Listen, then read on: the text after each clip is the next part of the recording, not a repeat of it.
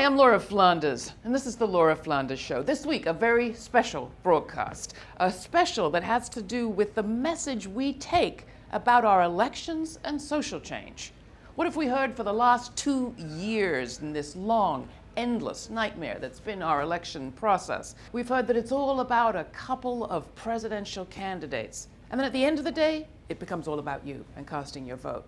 And then you go home. On today's program, we talk to past guests of the Laura Flanders Show and some that you haven't met yet about how they see social change happening and about the continuing role for you, me, and all of us in our communities in making the kind of change we want. It's not about leaving it to the top of the ticket. It's about what's happening where you live, where you are, and what happens the day after the election.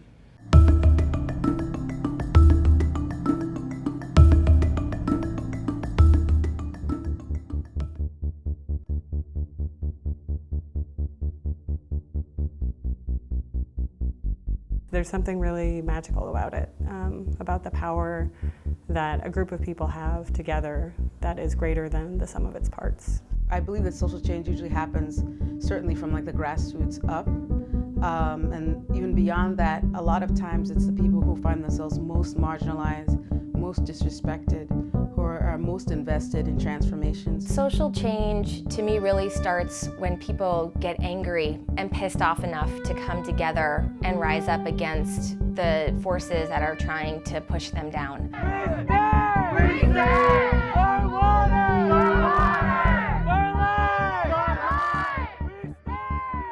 Interacting with youth has been a breathtaking thing. Me, the stuff I know I haven't known a year ago.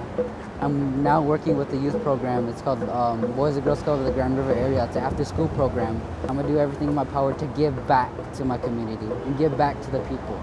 I believe that it happens on the ground, in people's kitchens, in our community centers, at schools, in people's churches or places of worship. I believe it happens in the streets, in our neighborhoods. Well, electing a president in terms of affecting social change is necessary but never sufficient, and sometimes very retrograde, which is why you have to have your hands in the process. But social change happens, as we see in this really turbulent, exciting, promising, dangerous moment when people are compelled by the conditions of their lives of exploitation or violence or poverty or huge inequalities or just some crazy motherfucker running for president. There's usually an exaggeration of the role of electoral politics. We tend to think that if we vote for somebody, they'll do it for us, and that encourages a kind of passivity among ordinary people. But it is ordinary people when they're organised in numbers and ideologically clear about what they want and the stakes of any particular situation. It is they who drive political transformation, and that happened obviously with Jeremy Corbyn, with Syriza in Greece, with Podemos in Spain, even to some extent with Bernie Sanders in the United States. There's so much money and resources wasted on presidential elections every 4 years. Money floods into grassroots community organizing groups at the last minute, making it impossible for them to integrate electoral work into their year-long base building programs. It's also true that women of color and women of color organizing networks are some of the least resourced for electoral work, and were some of the most powerful in terms of impact. I think that Black women are very instrumental in that way of being movers and in terms of really moving the dial towards equality in this country, particularly because of the position of vulnerability and lack of attention to our needs in this society. So it makes us very much activists and advocates of many people.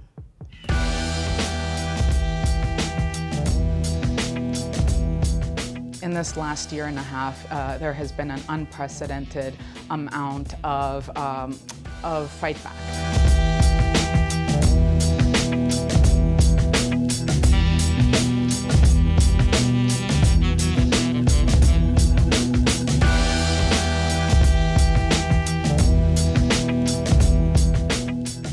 We need to think about the lives on the reservation and the lives everywhere.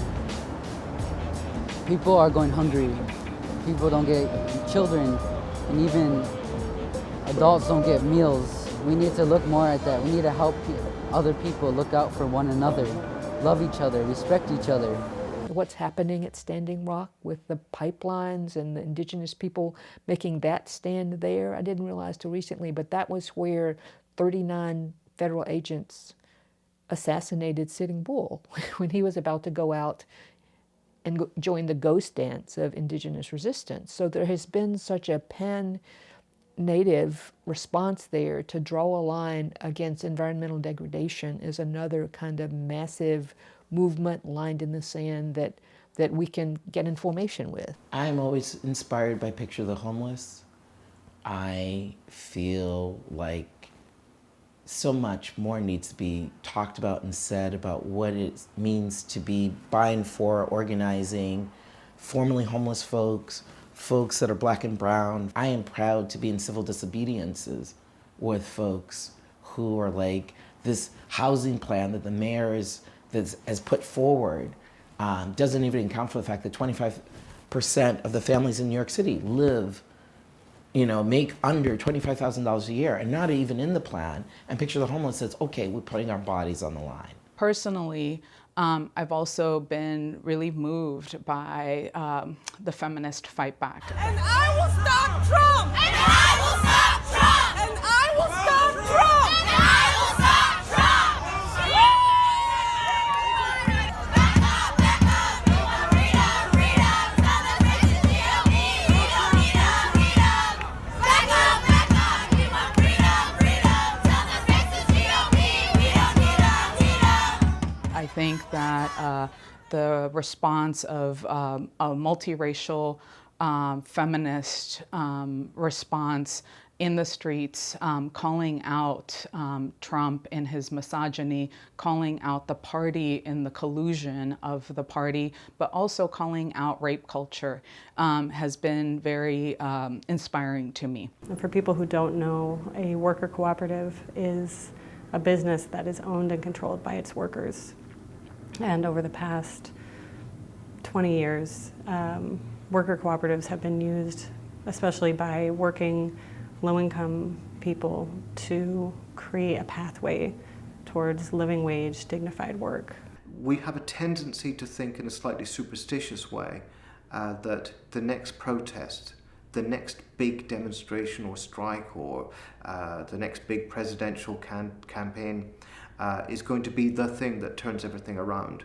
It doesn't happen that way. It takes time. I'm most inspired by the fact that people are alert, that they're concerned, and that they want something to alleviate their suffering.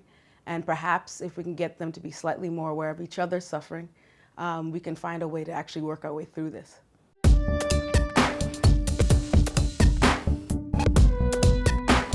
The next day after the elections, no matter who wins, quote unquote, who wins, that we will still be in the streets. Well, the day after, if it starts at midnight, I'm going to still be watching the returns. I'm going to start healing. I think I might cry. I think we need to protect our communities. The day after the election, I'm going to keep going to Hillary for her support. I'm going to keep fighting, and I'm going to keep fighting until the last breath in my body. Honestly, the day after the election will just be like the day of the election for me. I'm very much activated, if you will, about the current moment. I know no matter who gets elected, the United States is in a precarious position, not unlike Brexit after that was enacted in the UK, where there was a sharp uptick in systemic and racist violence, somewhere in the neighborhood of 57% or so. So I know that basically after this election, no matter how it slides, there'll be some tensions. If Donald Trump wins, which is looking increasingly improbable, but if he does, the people who will be inspired and empowered by that victory will need to be stopped. They are dangerous, they are ultra-reactionary, and they are the basis of a kind of neonate fascism. White feminists who are feeling really excited about getting into the streets for celebrating Hillary the day after the elections, I think we have to think critically about what feminism do we want to see. I'm part of a network of women of color and survivor-led organizing that has worked together to bury the politics of hate, sexism, misogyny, racism in this last election cycle. And we're coming together for 100 hours of action immediately following the election, because all of our work on this wasn't just to get one woman a job. It was to get and move and advance the agendas of women of color, survivors, and our allies all over the country who are demanding a pro-woman, pro-immigrant vision for Black lives and end to rape culture. I am here as a woman of color with my brothers and sisters of Democracy Spring and all these women to demand that Trump accept the results of the election and call off his Jim Crow era voter intimidation tactics immediately. We will not tolerate a sexist, racist, fascist presidency, and we're here to say no to Donald Trump. We say no to Donald Trump. We say no to Donald Trump. I think we really need to be able to pivot and be able to show our power and not make the error that we did 8 years ago when President Obama was elected and think, that that's then the solution. And I think that that's people rising up, continuing to raise our issues and our demands is very key from day one. When Barack Obama was elected, we had people really sort of leave support. There was no organizing from below to support any of the ideas that kind of brought him to office. And that became extremely problematic in the face of just an onslaught of very real racist obstructionism that had impact. I think we have to admit that there was impact, actually, to that racism. Immediately the day and the couple days after, I'm going to be trying to figure out like what exactly came up. Was there violence at the polls? Are Trump supporters claiming foul? Have they started shooting? Because they're threatening to. How did the swing states go? What's happening in North Carolina? What happened to the governor? What happened to the legislature? On the 9th, I actually have to go to court in Charlotte because I was issued a citation for blocking the sidewalk. So I will be in Charlotte, North Carolina, standing in solidarity with Charlotte Uprising. I will be in court with other folks who, frankly, are just literally asking the basic question, why are you killing Black people without impunity across this country? Why must we even be in the streets? Why must we march? Why must we rally? Why must we even have a movement called Black Lives Matter? In 2016, it's so simple. Stop killing Black people. Stop killing brown people. Stop killing us.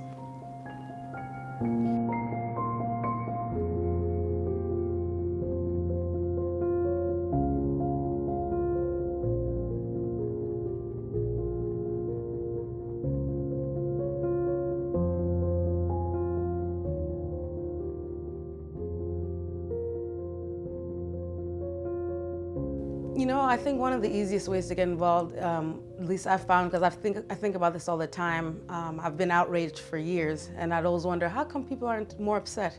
And one thing I think is it's relationships. If you feel that you know somebody who's doing something that you admire and you like the way they're approaching something, I would approach them. I think that's the easiest way to actually get yourself involved instead of all of a sudden like transforming your whole life into being some sort of like guerrilla activist. So if you find that there's people who you admire and you respect, I'd find a way to kind of talk to them and engage in conversation, and then from there get some really specific interpersonal advice about what you could do. And more than likely they're doing something. So they could say, hey, you want to come with me to this thing? And the next thing you know, that can lead to something else.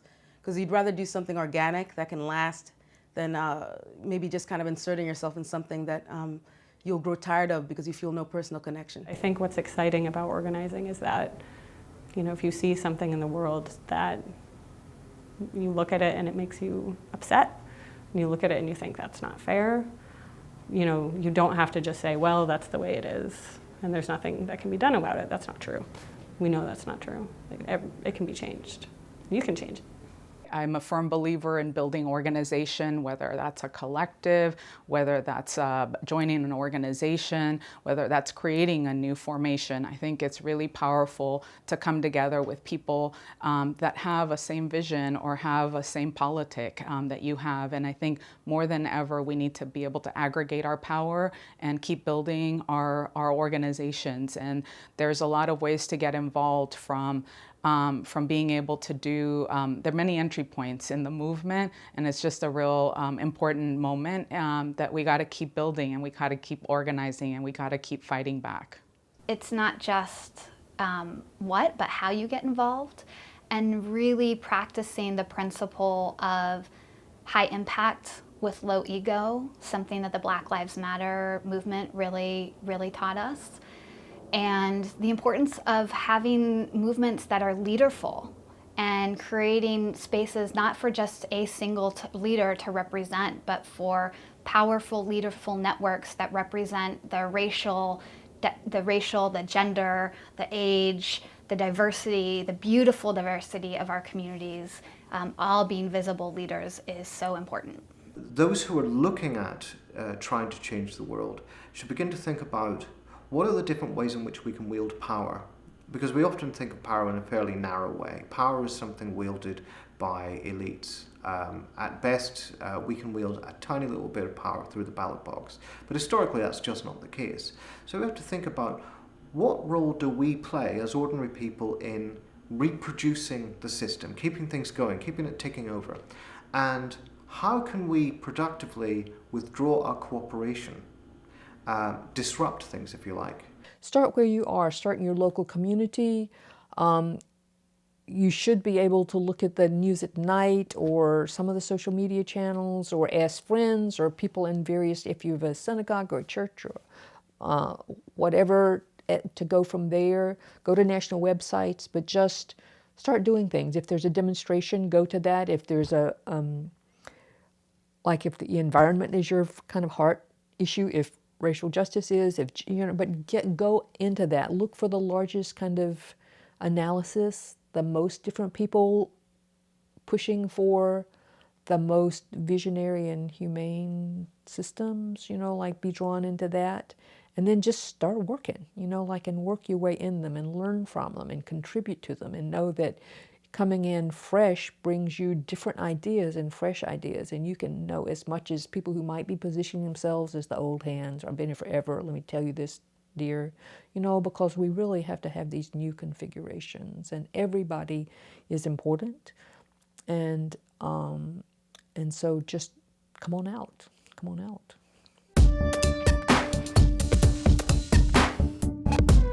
Growing up in New York City, I've been privileged to have really serious and deep relationships with people across all cultures, being in a Dominican kid's house growing up, eating their food, being in a Russian kid's house, eating their food, being in college and having Vietnamese best friend, and having, you know, a white friend from Utah and Salt Lake, and you know what I mean? So I think that the more that people interact with each other, like actually engage with each other, that's probably the easiest and most true way to kind of have a progressive future. As a white person, how Serge is positioned, to have more and more conversations with these white people who have legitimate grievances about a system that is broken for them, and are afraid, who feel already left out of it, and can't identify with a multiracial movement for justice, and they need to see that they have a place in this, that there's a better set of arguments, there's a more humane set of arrangements. A multiracial, a multi-sectoral approach where we are lifting up each other's issues, where we have each other's back, but where we're also beginning to talk about what is the strategy for change. And so I come out of a movement that really believes in just transition, and really believes that people of color, women of color in particular, gender nonconforming folks, have to have a strategic leadership role within those movements and that campaign work, those issues. I think there are many kinds of visions for a progressive future. It may be that what is progressive is how that future is determined fundamentally, and not necessarily the end result. Our vision for a progressive future is one that centers around the idea of direct democracy and direct participation. I think this is something that you see interest in from a lot of different sectors coming together. I think it comes down to the idea of taking the word democracy seriously. What we need is to build a truly inclusive democracy, a democracy where women, people of color, and working class people have independent political power and the power to determine all aspects of our own lives and to govern ourselves. I learned that to involve everybody, not to just be the big man. You got to involve everybody and look after one another.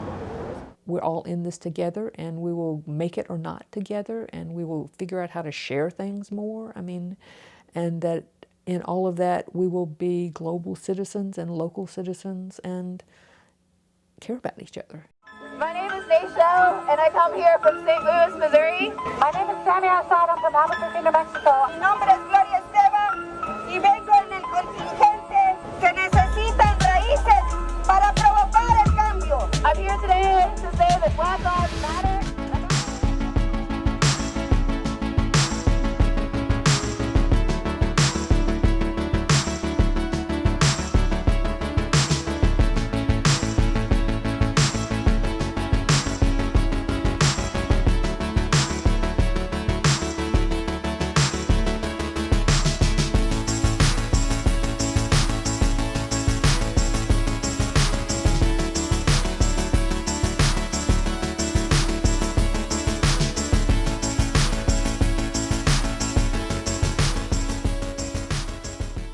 Well, did you get the message? I hope so. If you want to connect to the organizations represented on today's program, check out our website and become a subscriber to this program. For a minimal contribution, we will keep this content coming, and we will keep connecting you to the kinds of organizations that you saw on today's show.